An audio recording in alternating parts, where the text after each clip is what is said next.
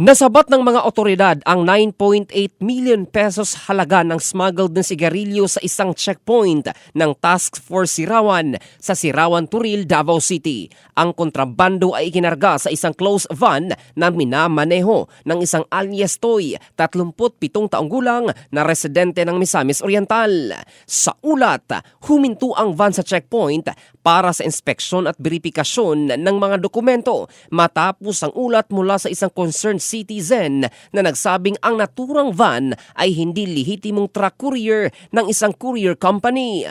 Sa koordinasyon sa area manager ng courier company, nakumpirma na walang koneksyon ang driver sa nasabing kumpanya. Nadiskubre sa loob ng kanyang van ang 251 smuggled na sigarilyo na ibinebenta sa Davao Region sa mas mababang halaga. Ang suspect ay kasalukuyang nakadetine sa Turil Police Station habang ang mga nakumpiskang ebidensya ay itinurn over na sa Bureau of Customs para sa tamang disposisyon. In the heart of changing lives, ito si Jofel Candado ng Brigada News Philippines, the Music and News Authority.